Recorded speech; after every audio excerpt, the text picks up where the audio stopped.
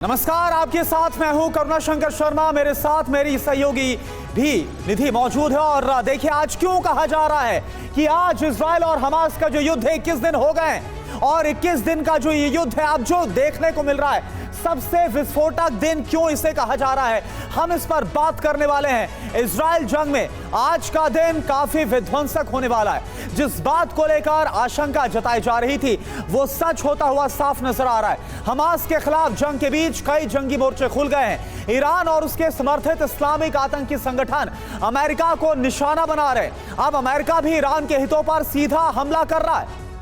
जी हां, ये विश्व युद्ध का आरंभ माना जा रहा है। सीरिया में अमेरिका ने ईरान समर्थित गुटों पर सीधा बड़ा हमला आज किया। सीरिया और इराक में अमेरिकी सैन्य ठिकानों पर पहले से हमले हो रहे हैं। इजराइल के खिलाफ लेबनान से भी हिजबुल्लाह मोर्चा खोले हुए हैं और अमेरिका को उसी के घर में जाकर ईरान धमकी दे रहा है। ऐसे में बड़ा सवाल यह है कि क्या अमेरिका और ईरान के बीच सीधी टक्कर या सीधी जंग होने वाली है? क्या मिडिल ईस्ट से ही विश्व युद्ध की शुरुआत होगी? क्योंकि संकेत तो कुछ ऐसे ही मिल रहे हैं। और आइए शुरुआत करते हैं शो की बड़ी खबरों के साथ। बड़ी खबर इस वक्त की आपको बता दें, दक्षिण चीन सागर में चीन और अमेरिका आमने सामने आ गए हैं। गश्त कर रहे अमेरिका के विमान को चीन ने रोका है।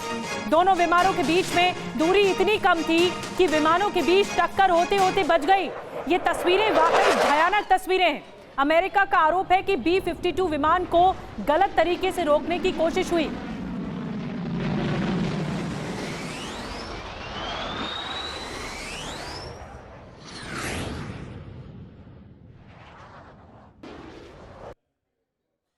तो ये तस्वीर इस वक्त हम आपको दिखा रहे हैं, आप जरा तस्वीरों को गौर से देखिए।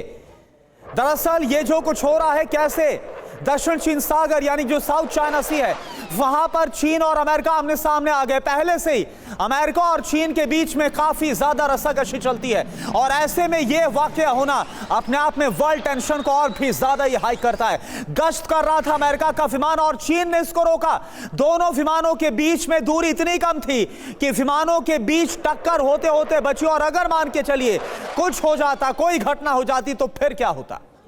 चलिए अब आसमान में क्या हुआ, बीच आसमान में क्या हुआ, आपको ये दिखाते हैं। ये देखिए, ये है दक्षिण चीन सागर और टक्कर होते होते कैसे बची है। विमानों के बीच दूरी महज 10 फीट रह गई थी। ये जो तस्वीर आप देख रहे हैं ये बता रही है कि आमने सामने अमेरिका और चीन आ गए थे और सिर्फ 10 फीट की दूरी रह गई थी। ये देखिए, ये सिर्फ 10 फीट की और जरा अगर इसको बहुत आसानी समझा, निधि आप वहीं खड़े रहिए और आप मान के चलिए जितनी दूरी में मैं और निधि खड़े हुए हैं, महज इतनी दूरी 10 फीट की दूरी, और वो विमान, वो फाइटर जेट जो कि बहुत तेज रफ्तार से, आवाज की गति से भी कई गुना तेज रफ्तार से जो उड़ान भरते हैं, अगर वो इतने क्लोज प्रॉक्सिमिटी में आते तो फिर कितना बड़ा खतरा था। और ये तस्वीर बता रही है, ये देखिए साउथ चाइना सी, और साउथ चाइना सी के आसमान में टक्कर होते होते बची है चीन और अमेरिकी विमान के बीच में। नहीं थी बिल्कुल, चाइना का ये आप जेट देख रहे हैं और इसे अमेरिका फॉलो कर रहा है, लेकिन आसमान में ये नज़ारा देखने को मिलेगा ये किसी ने सोचा नहीं था। ये विमान के पायलट ने रोकने की कोशिश भी की। दोनों विमानों के बीच की दूरी 10 फीट ही थी, ये अमेरिका का कहना है। और देखिए, हमारे साथ खास मेहमानों का एक पैनल जुड़ चुका है, उनसे बातचीत करते हैं। Major general retired SP Sinha साहब हमारे साथ जुड़े डिफेंस एक्सपर्ट के तौर पर, कर्नल रिटायर्ड अनुराग शुक्ला जी हमारे साथ जुड़ रहे हैं रक्षा विशेषज्ञ के तौर पर, महेश सचदेव जी हमारे साथ जुड़ रहे हैं फॉर्मर एम्बेसडर के तौर पर। सभी का स्वागत है। सबसे पहले सिन्हा साहब, देखी तस्वीरें आपने, ये तस्वीरें डराती हैं और बताती हैं कि जब सुपर पावर की इस तरह की फाइट अगर आसमान में देखने को मिले तो फिर नज़ारा ये होता है और लोग डर गए हैं, दहशत में आ गए। देखिए, जिस तरह से आप बता रहे हैं कि सिर्फ 10 फीट की दूरी एक दूसरे से थी, बच गई थी, तो ये तो बहुत भयानक सीन है। ये तो 1 सेकंड में फाइटर जेट तो बहुत डिस्टेंस कवर कर जाता है, 10 फीट इज़ नथिंग। और ये हादसा हो जाता तो ये तो इजराइल का युद्ध और बहुत ही गंभीर स्वरूप लेता। ये तो शुक्र भगवान का कि ये बाल बाल बच गया। लेकिन सवाल ये है कि ये मसल फ्लेक्सिंग हो रहा है और एक दूसरे को लोग टेस्ट करने की कोशिश कर रहे हैं कि किस हद तक अमेरिका जाने के लिए तैयार है। और अमेरिका ने तो मन बना लिया है, वो इजराइल का हाथ किसी तरह से नहीं छोड़ेगा। और अनलाइक यूक्रेन वॉर, इजराइल के लिए तो वो अब मिलिटरीली घुस गया है, अपना शिप्स डिप्लॉय कर दिया है, अपना सीरिया वगैरह में जो उसके मिसाइल सिस्टम है तो सीरिया को दाग रहा है, तो मिलिटरी तो इन्वॉल्व हो चुका है। बिल्कुल सर, बहुत ही क्लोज प्रॉक्सिमिटी में चीन और अमेरिका आ गए और कुछ भी बड़ा हो सकता था। जब ये दोनों बड़ी शक्तियां इस तरह से अगर टकरा जाती तो फिर ये टक्कर कितनी विध्वंसक हो सकती थी, समझ सकते हैं। और एक और बड़ी खबर, यूएन में ईरान ने सीधे अमेरिका को धमकी दी। यूएन में ईरानी विदेश मंत्री हुसैन आमिर अब्दुल्लाहान का बयान सामने आया। अमेरिका फिलिस्तीन में नरसंहार करवा रहा है, ये ईरान ने कहा। नरसंहार जारी रहा तो अमेरिका भी इस आग से बच नहीं पाएगा, हम अपनी सुरक्षा से समझौता नहीं करने वाले। यूएन में यह बयान और यह कहा गया कि अमेरिका नरसंहार करा रहा है जो कुछ इस वक्त गाजा में हो रहा है फिलिस्तीनियों के साथ। तो ईरान के विदेश मंत्री को आपने सुना और ये देखिए किस तरह से आग भड़क रही है। यूएन में क्या कुछ कहा है अब आपको बताते हैं। ईरानी विदेश मंत्री हुसैन आमिर अब्दुल्ला ने यूएन में अमेरिका पर और क्या क्या कहा है, बिग वॉल के जरिए डिटेल आपको दिखाते हैं, बताते हैं कि क्या कुछ कहा गया है। मैं साफ करना चाहता हूं, जैसा कि हमने आपको सुनवाया उनकी बात, 3 हफ्तों से इजरायल के युद्ध अपराध को दुनिया देख रही है। ईरानी विदेश मंत्री ने कहा यूएन में गाजा में नरसंहार और जबरन विस्थापन को तुरंत रोका जाना चाहिए। बिल्कुल, और साथ साथ क्या हुआ है, क्या कहा गया, 7,000 लोगों की मौत का अमेरिका और कुछ यूरोपीय देश लगातार समर्थन कर रहे हैं। इस बात को लेकर भी ईरानी विदेश मंत्री ने यूएन में क्रिटिसाइज किया। अमेरिका को गाजा में हो रहे नरसंहार और इजरायली हमले को तुरंत रोकना होगा, अमेरिका ही इसके लिए जिम्मेदार, ये साफ तौर पर ठहरा दिया गया। बिल्कुल, और अगर नरसंहार जारी रहा तो ईरान खड़े होकर देखते नहीं रहेंगे, ये भी कह दिया गया, धमकाया गया। अंतर्राष्ट्रीय कानून के मुताबिक हमास ने जो किया वह वैध है। हमास को सपोर्ट कर रहा है ईरान खुलेआम। हमास को कब्जे वाले शासन के खिलाफ लड़ना और आत्मरक्षा का अधिकार है, ये भी कहा गया। हमास बंधक बनाए गए लोगों को रिहा करने के लिए तैयार है। देखिए, ये एक बहुत बड़ी बात ईरान ने यूएन में जाकर रख दी। और देखिए कुछ और बड़ी बात जो कही गई, दुनिया 6,000 फिलिस्तीनी कैदियों की रिहाई का समर्थन करे, ये बात भी जो फिलिस्तीन के समर्थन में कही गई, जो इजरायल में जो बंदी हैं, जो कैदी हैं, उनके बारे में कही गई। तो यूएन में ये जो बयान है वो दिया गया है विदेश मंत्री, ईरान के विदेश मंत्री की तरफ से। एक और बड़ी खबर आप देखिए, आपको बताएं फटाफट, इजरायल के खिलाफ ईरान की जंगी तैयारी और भी बड़ी और भी तेज हो गई है। कल से ईरान की सेना युद्धाभ्यास करेगी, युद्धाभ्यास के साथ जवानों को ट्रेनिंग दी जाएगी। कई दिनों तक चलेगा ईरान का ये युद्धाभ्यास, ये वॉर एक्सरसाइज।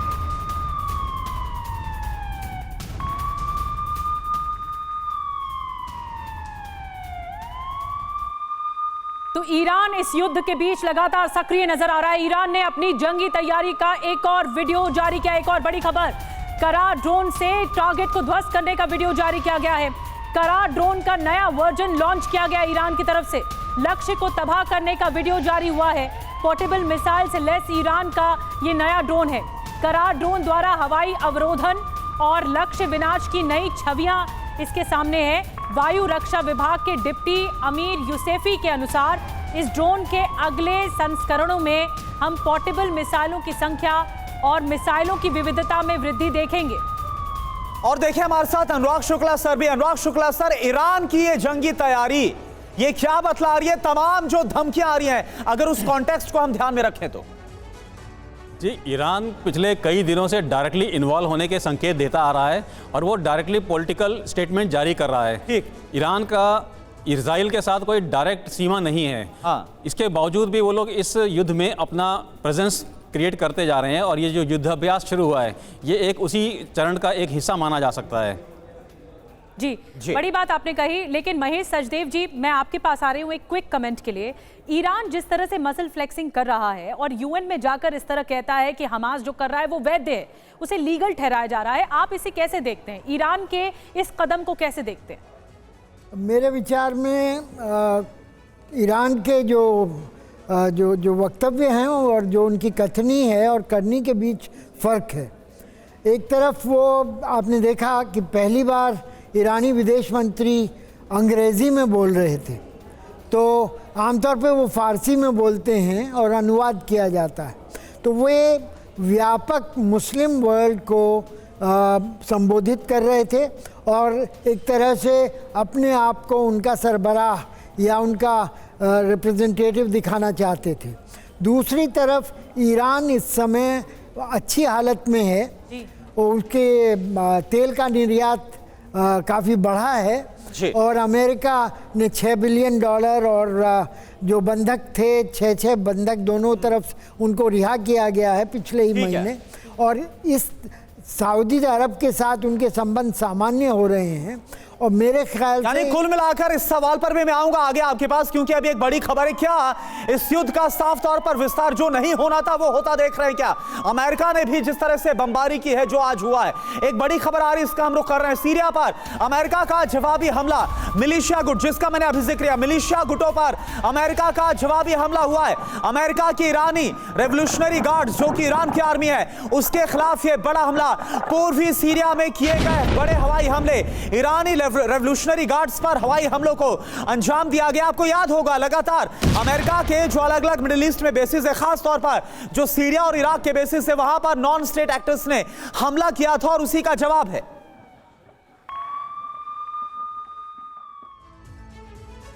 और सीरिया के किस इलाके में हमला हुआ आपको यह भी बता देते हैं। सीरिया के अल बुकेमल इलाके में हवाई हमला किया गया है। अमेरिका ने सीरिया में F-16 से हमला किया है। ईरानी रेवोल्यूशनरी गार्ड्स के हथियार गोदाम पर यह अटैक हुआ है। तो सीधे ईरान को ललकारा गया अमेरिका की तरफ से यह हमला करके। अमेरिकी हमले में हथियार गोदाम तबाह हो गए पूरी तरह से।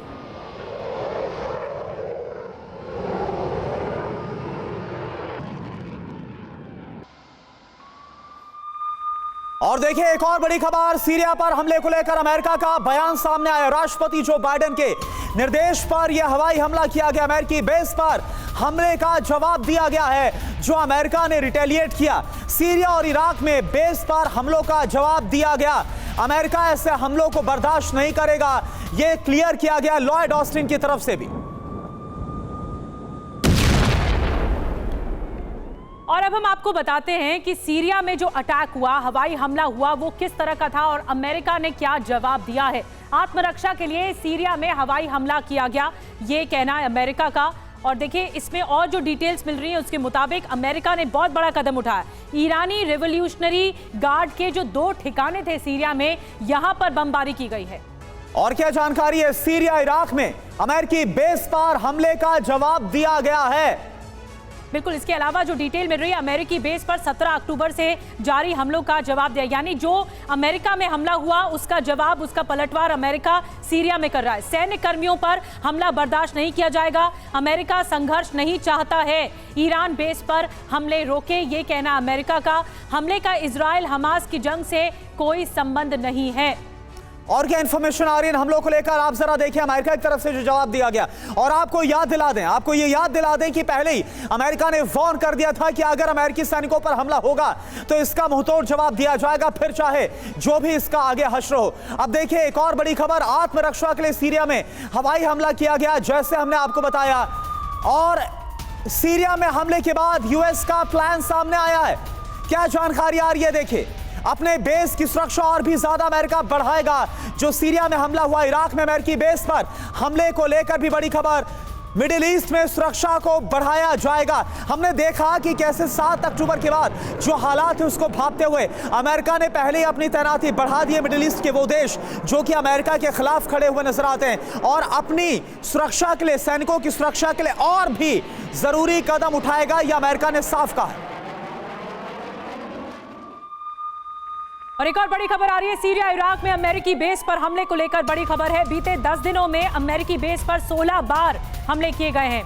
सीरिया और इराक से अमेरिकी बेस पर हमले किए गए हैं। तो जो यूएस बेस पर हमले किए गए, 16 बार हमले किए गए, उसी का जवाब, उसी का पलटवार अमेरिका सीरिया में कर रहा है। सीरिया इराक से अमेरिकी बेस पर ये हमले हुए, इसीलिए सीरिया पर अटैक किया गया। तो ये सीधी सीधी लड़ाई अब नजर आ रही है और विश्व युद्ध की आशंका और ज्यादा बढ़ गई है क्योंकि अमेरिका कूदता हुआ नजर आ रहा है। यहाँ पर जो हवाई हमले किए गए सीरिया में, वो कहा जा रहा है अमेरिका की तरफ से कि जवाब है, जो आपने 16 बार हमले किए हैं उसी पर ही हमने पलटवार किया है।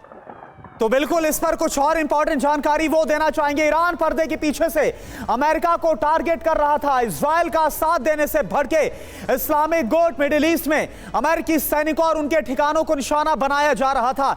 मिडिल ईस्ट में निशाने पर अमेरिका है, ये लगातार हम देख रहे हैं। बड़ी जानकारी देखिए, ये मैप भी इस वक्त हम आपको दिखा रहे हैं जहां जहां पर इस वक्त बीते 10 दिन में जो हमले हुए हैं, या फिर जो, क्योंकि इराक और सीरिया में हमले हुए, लेकिन कहां कहां पर बेसेस हैं वो भी जरा आप देखिए। तुर्की की बात करें 2 बेस है, इराक की बात करें 2 बेस यहां पर है, कुवैत में 3 बेस है, बहरीन की बात करें, कतर की बात करें, सऊदी अरब की बात करें, यानी कि स्ट्रेटेजिकली जो अमेरिका ने उसने खुद की डिप्लॉयमेंट की हुई है पूरे मिडिल ईस्ट में। अगर कुछ भी खतरा और ज्यादा बढ़ता अमेरिका के खिलाफ तो आप समझ सकते हैं कि किस तरह से अमेरिका तैयार है उसका मुंहतोड़ जवाब देने के लिए। देखिए बड़ी खबर, हमास से जंग के बीच इजरायली तैयारी वॉर ड्रिल करती दिखी।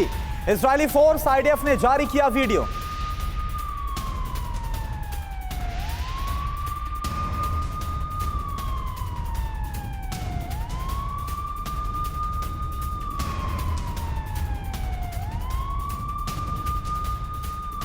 लगातार बड़ी खबरें, इस वक्त की बड़ी खबर आपको बता दें, बंधकों पर ईरानी विदेश मंत्री का बड़ा बयान आया है। हमास बंधकों को छोड़ने को तैयार, हमास बंधकों को तेहरान को सौंपने को तैयार, ये कहा गया है। देखिए बंधकों की रिहाई इस वक्त सबसे बड़ी प्राथमिकता है और ऐसे में जो हर मुल्क है वो लगातार चिंतित है। अब ईरान की तरफ से जो प्रतिक्रिया आई कि विदेश मंत्री ने बड़ा बयान दिया है, कहा है कि हमास बंधकों को छोड़ने को तैयार है, हमास बंधकों को तेहरान को सौंपने को तैयार है। हमास के प्रति समर्थन ईरान लगातार दिखा रहा है।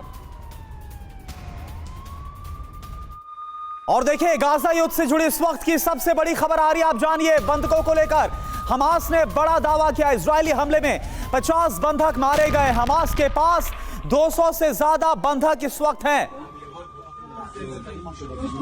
तो ये तस्वीर इस वक्त आप देखिए और बाकायदा ये वीडियो भी सामने आया है। इजरायली हमले में 50 बंधक मारे गए, इस बात का दावा इससे पहले भी, पहली बार ऐसा नहीं, इससे पहले भी हमास ने इस बात का दावा किया था कि इजराइल की तरफ से जो गोलीबारी हो रही है इसमें बंधक मारे गए। और एक बार फिर से कहा गया है कि कुल मिलाकर 50 बंधक इजरायली गोलीबारी का शिकार हुए हैं। और अभी जो जानकारी है कि 200 से ज्यादा बंधक अभी भी हमास के चंगुल में है, जिनको जल्द से जल्द छुड़ाने के लिए अमेरिका से लेकर इजराइल तमाम अलग अलग देश कोशिश कर रहे हैं ताकि सकुशल इन सब की को छोड़ा जा सके, इनकी रिहाई मुमकिन हो पाए। ये तस्वीर आप देखिए, ये वो तमाम बंधक जो कि इस वक्त हमास की कैद में है और उनका वीडियो भी जारी किया गया है अलग अलग वक्त पर।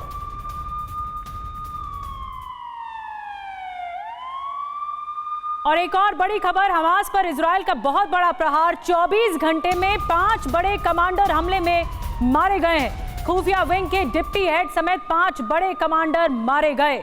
हमले में रॉकेट यूनिट का हेड भी मारा गया है। मारे गए कमांडरों की 7 अक्टूबर के हमले में बड़ी भूमिका थी और खुफिया विंग से जुड़े हुए थे। खुफिया विंग का जो डिप्टी हेड है वो भी ढेर कर दिया गया। रॉकेट यूनिट का हेड भी मारा गया है।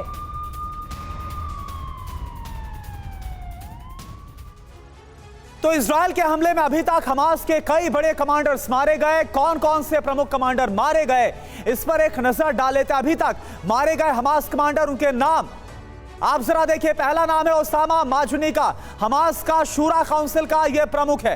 अगला नाम है अली कादी का, जो कि हमास का नुखबा कमांडर है, अक्टूबर हमले का मास्टरमाइंड, 7 अक्टूबर को जो हमला था उसका मास्टरमाइंड। जी और अगला नाम है जकारिया अबू मामर, अंतर्राष्ट्रीय संबंध विभाग का यह हेड रहा। आईडीएफ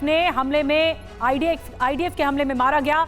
अगला नाम जो है जवाद अबू शमाला, ये भी मारा गया, इसे भी ढेर किया गया। हमास का अर्थव्यवस्था मंत्री, पैसे जुटाने की जिम्मेदारी इस पर थी और हमास के लिए एक बहुत बड़ा झटका है इसका मारा जाना।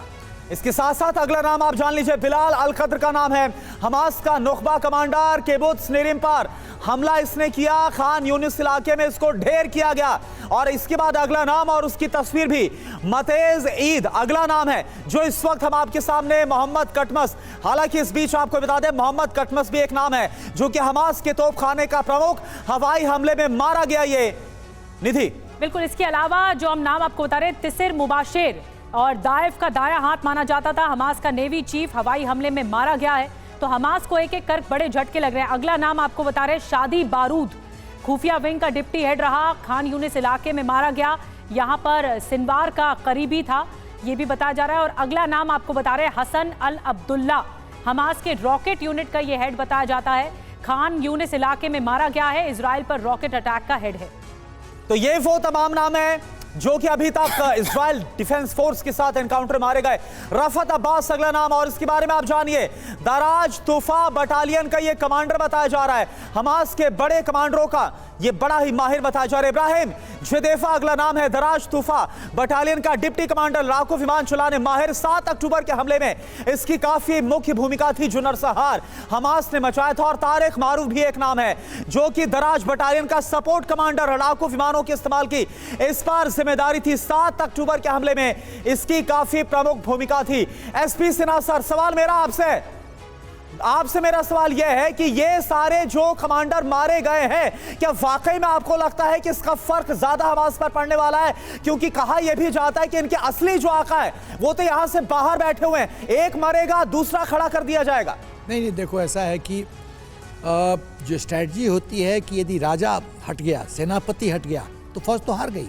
हाँ। आप किसी संगठन को यदि लीडरलेस कर देते हैं, जो क्रीमी टॉप लेयर है उसको रिमूव कर देते हैं, तो अगले को रिप्लेस करने में बहुत कुछ फैक्टर करना पड़ता है। उसका एक्सपीरियंस, लीडरशिप क्वालिटी। हमास का लीडर तो दोहा में बैठा है।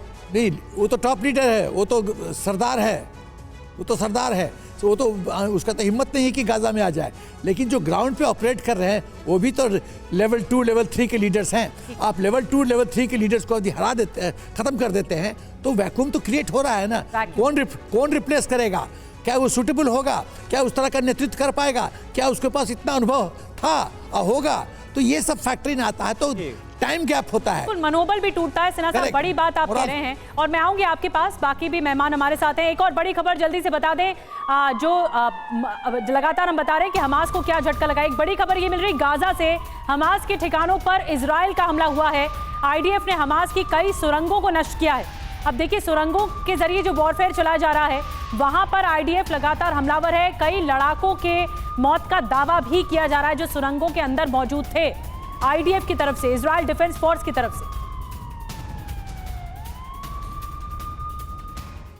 और आइए अब आपके लिए जानना बहुत जरूरी है कि आखिर इजराइल का हमास की टनल पर नर्व गैस छोड़ने वाला जो प्लान है वो कैसे काम करेगा, कैसे काल साबित होगा हमास के लड़ाकों के लिए। पूरी इंफॉर्मेशन वॉल, बिग वॉल के लिए सांस लेने को तरस जाएगा हमास। क्यों? क्योंकि टनल के मुहाने पर घातक गैस जो नर्व गैस है उसको छोड़ा जाएगा। यूएस डेल्टा फोर्स को गैस छोड़ने का जिम्मा दिया गया है। जी हाँ, जो टनल के अंदर हमास के लड़ाके हैं उन्हें खात्मे के लिए ये करना जरूरी है। नर्व गैस के जरिए हमास पर हमले की रणनीति बनाई गई है इजराइल की तरफ से। हमास लड़ाकों के नर्वस सिस्टम पर इसका असर पड़ेगा। और क्या जानकारी? नर्व गैस का 6 से 12 घंटे तक असर रहता है। पूरी तरह से नर्वस सिस्टम जो वो कोलैप्स कर जाता है, फेल हो जाता है। और ऐसे में आईडीएफ के सामने बड़ा एज हो जाएगा हमास को खत्म करने के लिए। अब देखिए एक और जानकारी। आइए अब आपको कि ग्राफिक्स के जरिए समझाते हैं कि अगर इजराइल ने हमास की टनल पर नर्व गैस छोड़ी तो उसका अंजाम क्या हो सकता है। सबसे पहले अगर टनल की मुहाने पर नर्व गैस छोड़ी जाती है तो सांस लेने में दिक्कत होगी हमास के लड़ाकों को, आंखों पर अंधेरा छा जाएगा। जी हाँ, और खांसी करेगी ये गैस। खांसी करके जो वहां पर हमास के लड़ाके उन्हें बेहाल कर देगी। आंख से निकलेगा पानी, सिरदर्द और चक्कर भी आएंगे। पंगु बनाने में ये जो गैस होती है, नर्व गैस, ये बहुत सक्षम होती है। अनुराग शुक्ला हमारे साथ मौजूद हैं जो कि इस बारे में और ज़्यादा जानकारी देंगे। जो ज़मीनी वॉरफेयर होता है अनुराग सर, वो किस तरह अहम होता है, ये नर्व गैस बताएगी। सुरंगों में वार किया जाएगा। बिल्कुल, जो चीज़ें आपने बताई ये बिल्कुल सही है। और ये अगर टनल में यूज़ की जाएगी तो ये एक साक्षर वेपन कारगर होगा। लेकिन इसमें कुछ चैलेंजेस हैं। चैलेंजेस ये हैं कि जब गैस छोड़ी जाती है तो उसका मूवमेंट का माध्यम जो है सिर्फ हवा होता है। तो सुरंगें जिसके अंदर हवा का मूवमेंट ऑलमोस्ट बंद है, तो वो किस तरह कितनी लेंथ में जाके इफेक्ट करेगी, कितने लोगों को इफेक्ट करेगी, ये एक चैलेंज रहेगा। जी चलिए सर, आप सभी का बहुत बहुत शुक्रिया हमसे बात करने के लिए और इस पर विश्लेषण करने के लिए कि जो इस वक्त विध्वंसक हालात गाज़ा युद्ध को लेकर बन रहे हैं वो और कितने विस्फोटक होंगे।